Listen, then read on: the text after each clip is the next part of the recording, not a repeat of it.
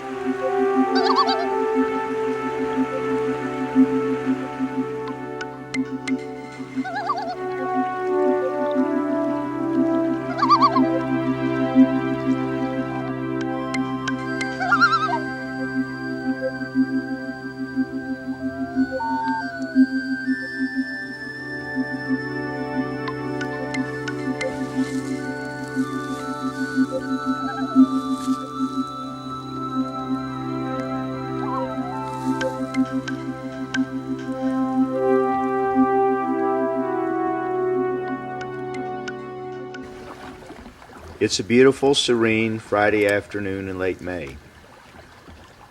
There's just a feather-light breeze out of the south, and the clouds are beginning to move in from the west. It appears that we may be in for an evening spring shower. I'm sitting in this canoe on a lake in the middle of the eastern Canadian wilderness. I'm casting a line, jigging back a red and white crocodile spoon, catching lake trout.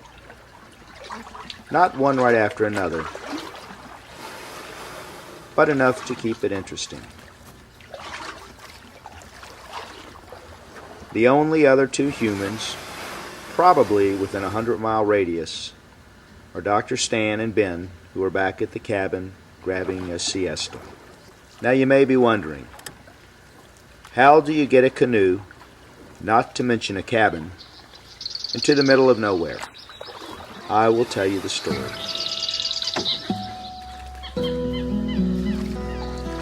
Now my friend Ben Powell decided to find a place to get away from it all. It was early September of '83. Ben and his sidekick, Michael Wilhelm, climbed into their van, a Volkswagen microbus. they headed north across the Chesapeake. 15 hours later, they were clearing Canadian customs. They proceeded around Montreal and crossed over the St. Lawrence Seaway and on into Quebec City.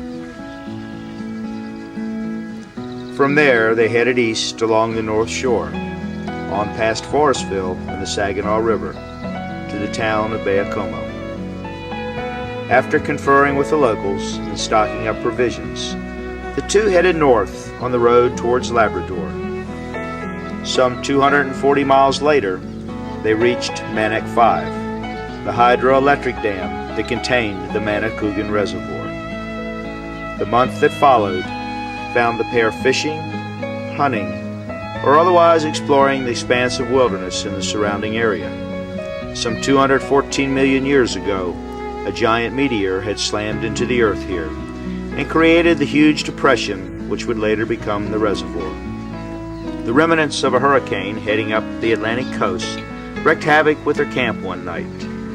Snow piled up outside of the tent. Ben awakened the next morning to find that a herd of caribou migrating through had very considerately stampeded around both sides of the tent instead of through it. The ferocity of the wind had drowned out the sound of the caribou's thundering hooves. Ben was hooked. In this land is where he wanted to build his getaway. For the next 2 years, Ben studied over topo maps and finally decided on the spot on which he would build his cabin. Not far from the Uapishka River and surrounded by a gently rolling terrain with numerous streams, ponds, and marshes was Lake 866. Now gaining the right to fulfill his dream will become no small feat. While in Baie-Comeau, Ben had become friends with a real estate agent named Tony Nazier. For Ben, meeting Tony was a stroke of luck. As it so happened, Tony had grown up with a fellow in Baie-Comeau whose name was Brian Mulroney, the Prime Minister of Canada. Tony prepared all of the papers, and with a little help from his buddy Brian, secured for Ben a 99-year lease on his lake and the land around. This would give him the right to build his dream.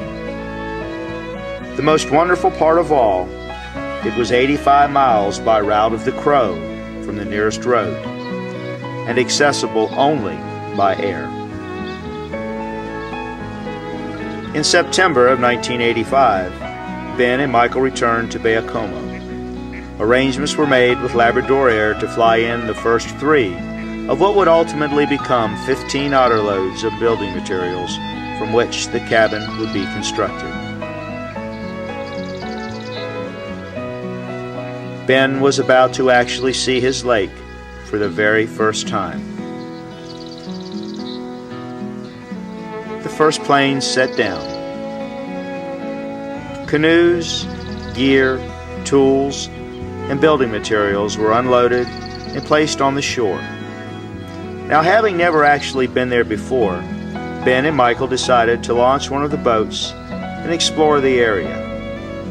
Upon having the opportunity to see his new world firsthand, Ben realized that the preferred cabin site was on the opposite shore from where, by now, 3 otter loads of materials were setting. 2 of the canoes were lashed together, thus creating a ferry to the far shore.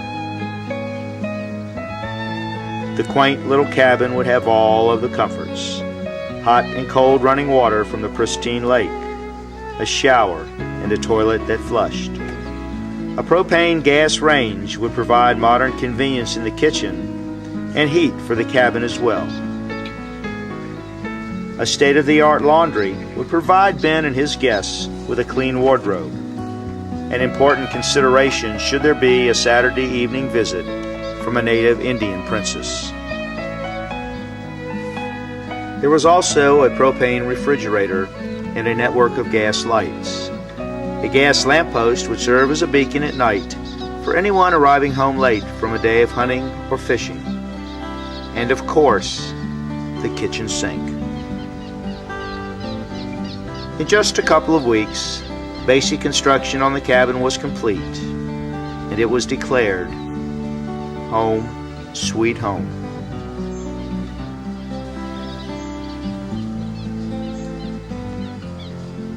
For the next 12 years, Ben would tell me of his adventures in the wilds of Quebec, hunting for moose and caribou, blazing new trails, catching lake trout, Quebec reds and brookies, while feasting on wild blueberry pancakes for breakfast, fresh trout fillets for lunch, and roasted ptarmigans and spruce grouse for dinner.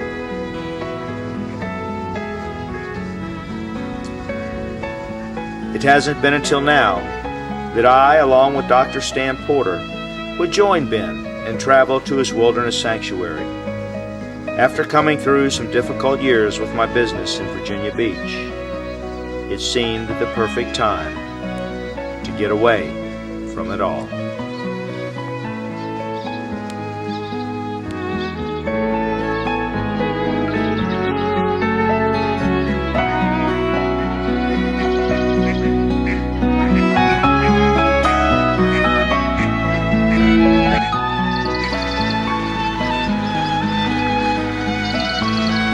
Doc Porter, you believe we're here 3 days later? Do you know where we are? That's the question. Ain't it great? Ben, I gotta tell you, buddy, this is my kind of place.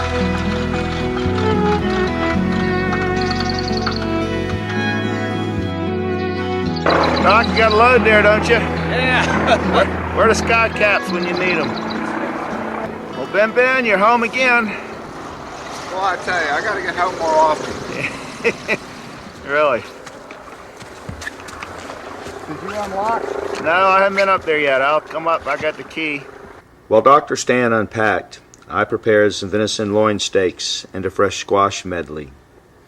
Ben made the grill ready with an alder charcoal fire. There's a little appetizer tray for you guys. Thank you. Thank you, oh great chef. Smoked They look oysters. a lot like and- those droppings from that. Smoked oysters, a little smoked trout salad. Ben, I know you're not big on smoked oysters, so the smoked trout salad's for I'm gonna you. pass on it. They look like porcupine droppings. Anyway. The good part of being camp chef is missing the dishwashing chores. While Dr. Stan and Ben tidied up the kitchen, I enjoyed an apricot brandy in the tranquility of the evening in Ben's front yard. Early the following morning, Ben gave Dr. Stan and I an educational tour around his lake. We would need to know the channels. An unwelcome introduction of the outboard's lower unit to a submerged rock would be disastrous in a land void of repair shops. What a beautiful morning, sunny and bright. The slight breeze had fallen out completely. A mirror lake reflected the divine artistry of a painted blue sky with puffy white clouds. What do you got there, Doc? Who knows? Oh, look at that. Look at that. Hey, there's the baby. Oh, baby. That's about like the one I caught yesterday afternoon. It's a First fish of the day. It's a fish. There you go. Never met a fish I didn't like. What's on the end of your line, Bill? Not much. I think it's more than I had. Which isn't saying much. There he is. Look at him. A monster. Oh, yeah. Yeah. Stan, you got a little better one this trip, don't you, buddy? So, El Monstero. All right. Here he comes. Look at that Right. sucker. Get him. Right in the Look at that rascal. Don't lose him. Give him plenty of drag. That's the one we've been looking for all morning. That's right.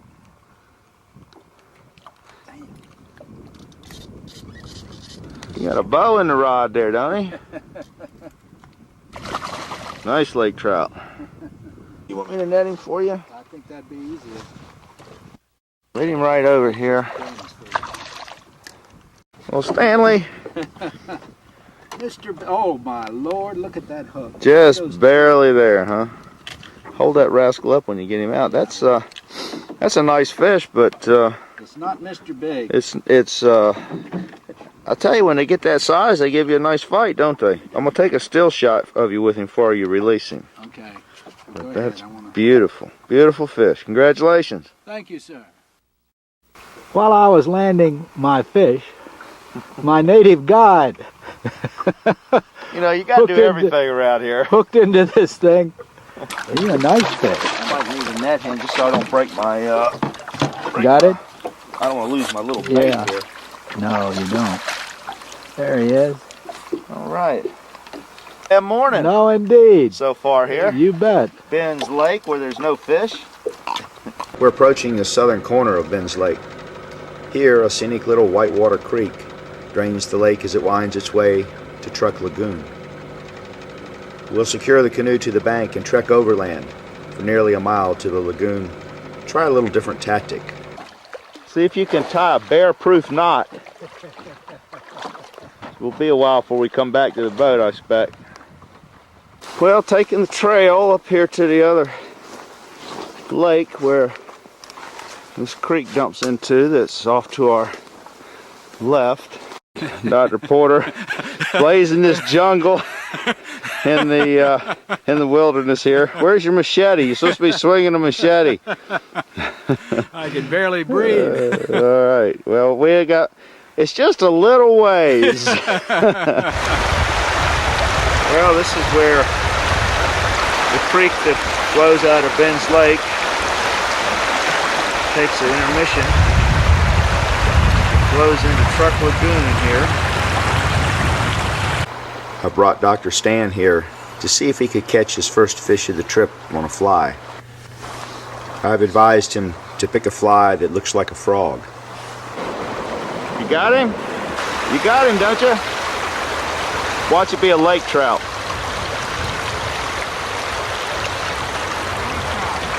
Yeah, that's I don't believe that's the fish I caught the other day.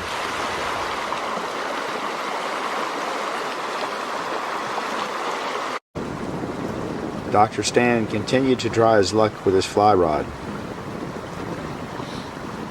After a couple of more fish, it seemed evident that the only thing Truck Lagoon was going to yield today was more lake trout. Me. So we headed back to the boat.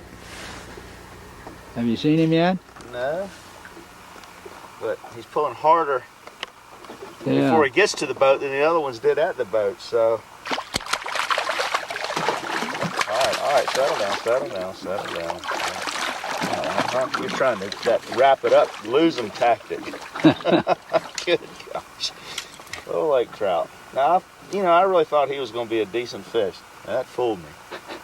Well, if you'd lost him, you'd have thought it was a 15-pounder. Really? Yeah. The albatross fell off my neck back there. Finally got one on this ultralight. Looking at him at the back, they look like a Cobia? cobia. Yeah. All right, come on. This time you're coming to Papa. One more turn around this way. Heads up. Not a bad fish, really. No. Weigh him. He is about 5 pounds, 4 ounces. Good. You got a fish, buddy. Keep him away from that motor. That is great. Look at that. God, I hope we get to see this one. That's a big trout. Look at that. Jeez. You want to boga grip him? I think we need to boga grip him. Need to shoot him first. Pretty work. We got all day. That'd be a nice way to end the morning's trip. That's the first one I've seen the rod doubled over on. Oh my God! All right, just ease him this way. Give him light drag. Light drag. Jeez, I think I do. Lift him. Jesus. All right. Pretty work. Tennis elbow. Couldn't even lift him. Lift him up there, Doc. We did good. I don't know that I can. Now, when they get that size, they put up a little fight, don't they? A little boga grip action. Isn't that pretty? Now that's a nice lake trout. He weighs 9 pounds. A 9-pound trout. Now before you turn him loose, I want to definitely get a still shot. Okay. Doc, congratulations. I believe you got, He's bleeding. yeah, stand up. You got the fish of the trip there. Hold him a little higher a minute. That's a pretty trout now. He's bleeding. Pretty as you want up here on Ben's Lake. He's bleeding. I'm going to let him go. Well, Dr. Stan and I decided to set off and find Ben. Of course, we couldn't resist the chance to pick up a few more fish along the way.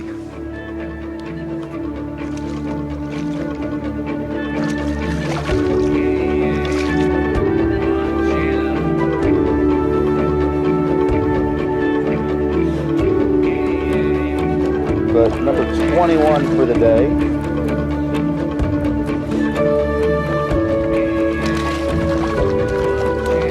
Number 21. We're not being cut yet.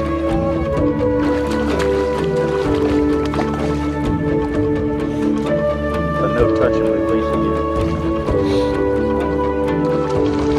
That's probably the biggest one for the cut here so far.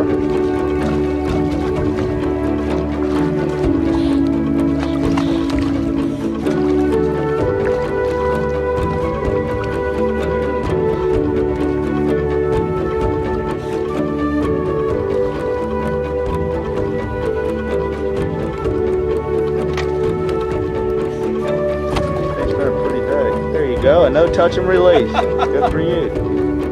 Yeah, there's another one of them little rascals. Let's snag the bottom. Pretty little lake trout.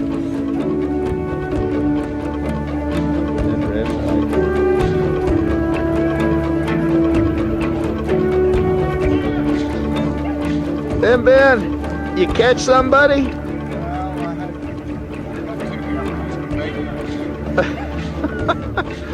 I swear.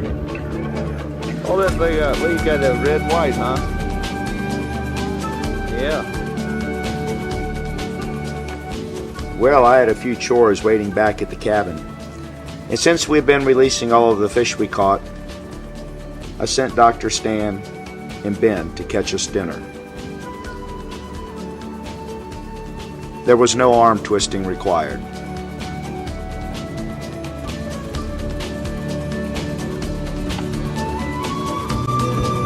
You have fished hard for that fish, haven't you? No. Hold him up high. There you go. Pretty. He's got, what's he got, brown eyes? Oh, yeah, I guess it was just some like blood on the one that was making him look red.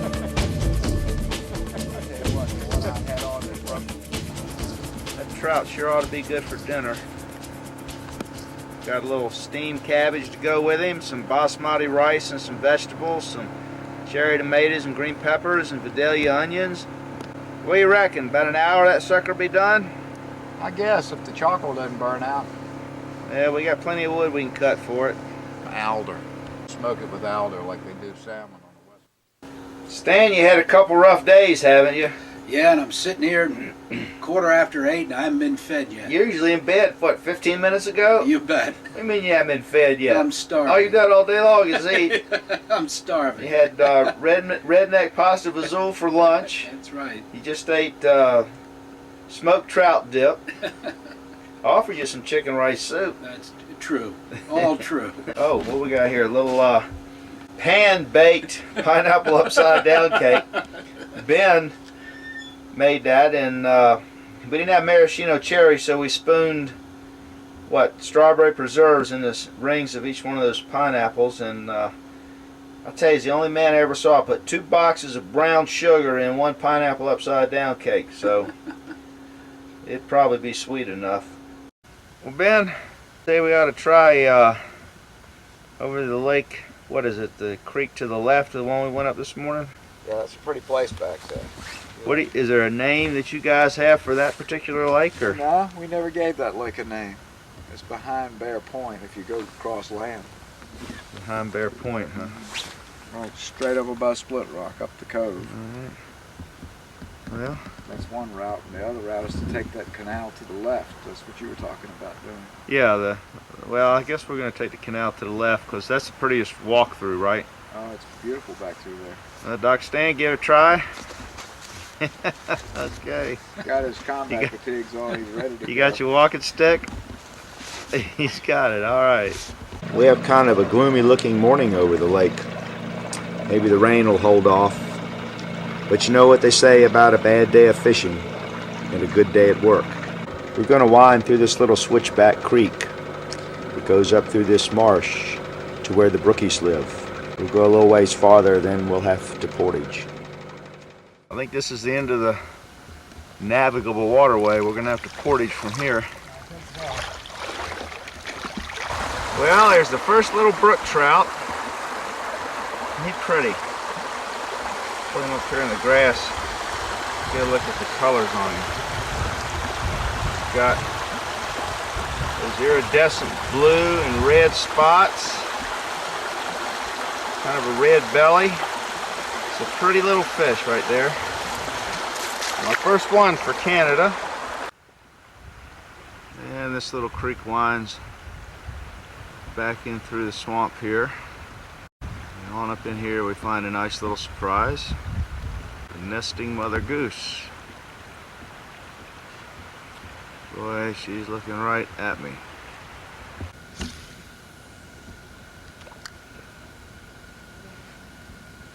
Up. Quebec red there, I think, then Ben.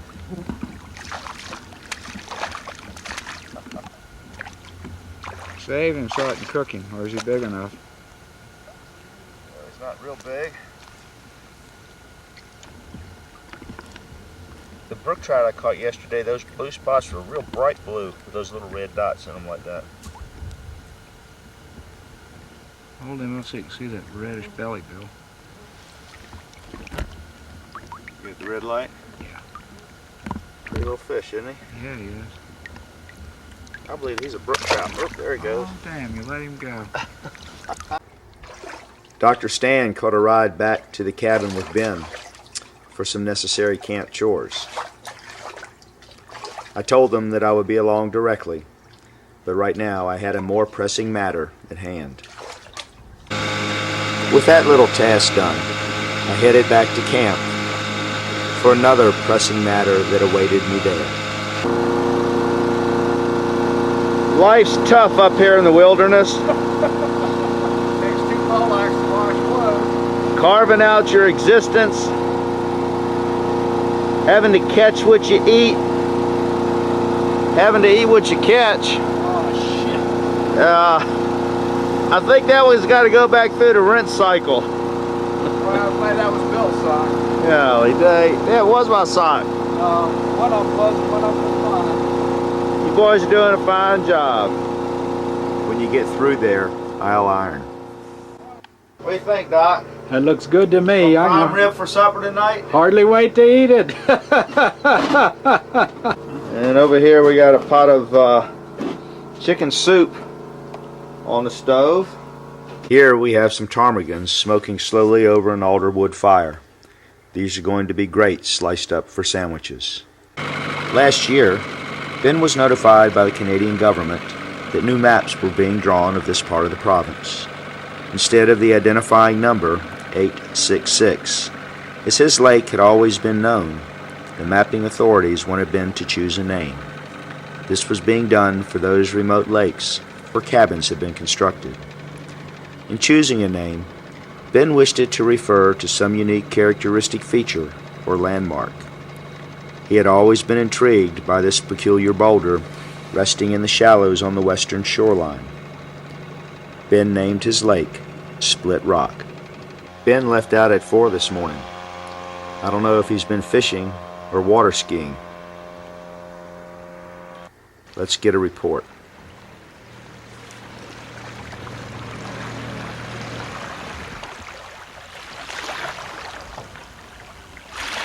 Fish are biting. They're biting? Yeah. Good. Well, I'm going to get ready and go down that southern creek. Down to the far end? Yeah, down the far end there. Well, we're approaching the falls here where Split Rock Lake empties out, follows this little creek on down Truck Lagoon. Find a place to tie the boat up here and see if we can catch us a little brook trout. I worked my way downstream, finding hungry wild brook trout all along the way.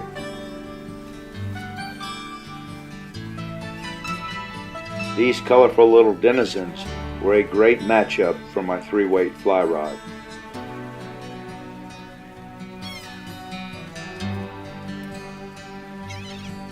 I pulled one after another out of the deep pool at the north end of Truck Lagoon. At the bottom of every little fall, the brookies were stacked up. Such a vibrantly colored little fish.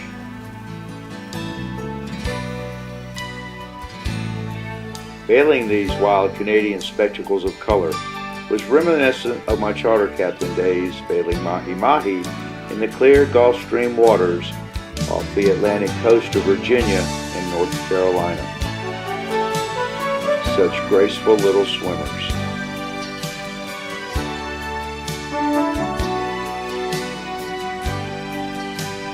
I even managed a good-sized lake trout that was hanging out in one of the larger pools with my ultralight. These feisty little rascals, ounce for ounce, pound for pound, could give any blue marlin a run for his money.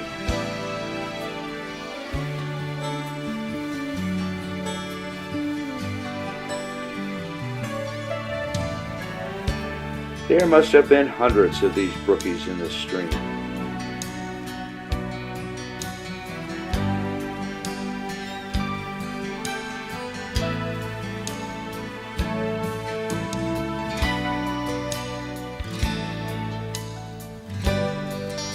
What an awesomely wonderful afternoon, fly fishing these pristine wilderness waters.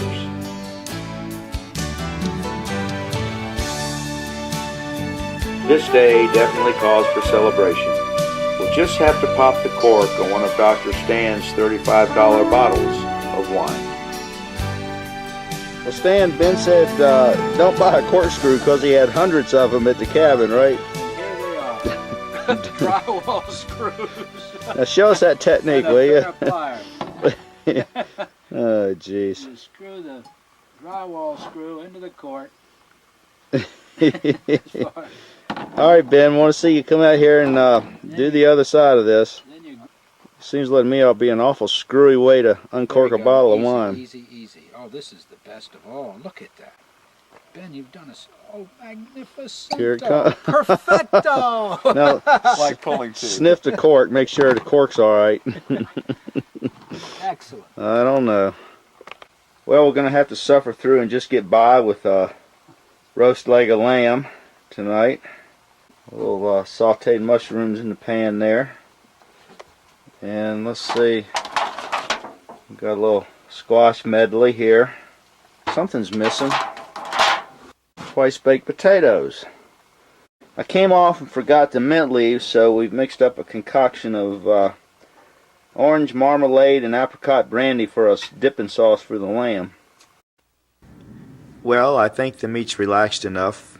Dr. Stan, will you do the honors and carve the lamb?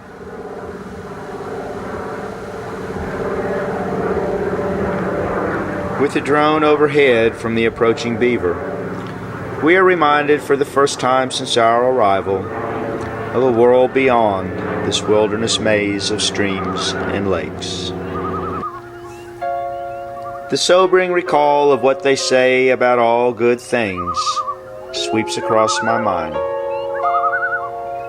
What an exciting, relaxing, and as Dr. Stan would say, restorative time it has been here in Ben's Northern Reserve. What a diverse microcosm of society has been set into dynamics here. Dr. Stan, the Princeton University and Johns Hopkins Medical School graduate, Me, the redneck from Pungo, Virginia, and Ben, the pioneer of yesteryear, alive and well. We all three have been bonded together unbreakable by the magic of this place. How wonderful to be the only boat venturing out upon the entire lake for a day of fishing. I am spoiled now. Somehow, fishing as I have known it before in a more inhabited place will have lost some of its allure. At the risk of appearing selfish, the serenity of being the sole angler on the stream performs soothing wonder for one's soul.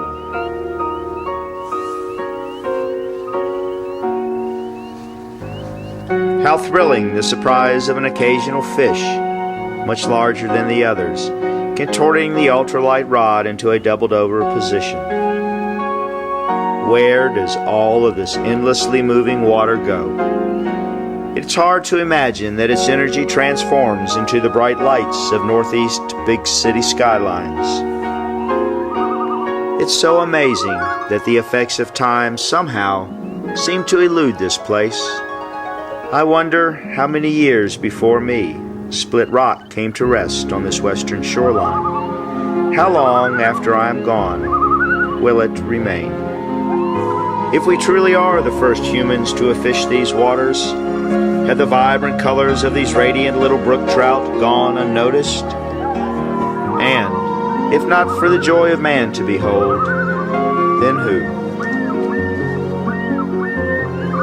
Some years ago, while on a hunting trip to the Colorado Rockies, my dad observed Ben sharing a carrot with an old mare that had seemed to be abandoned and left living under a bridge. Guys like Ben are the salt of the earth, Dad remarked. Yes, Dad, I would agree. Who else would have sought out this secluded place? Who else would have exhausted the incredible energy so as to have such comfortable shelter from which to enjoy its marvel? Who else would have even had the brain power to bring it all together?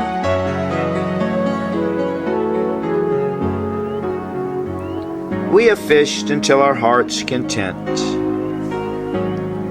We have dined as well as any of the rich and famous. I may not look as grand, but I feel like Cinderella at 5 minutes to 12.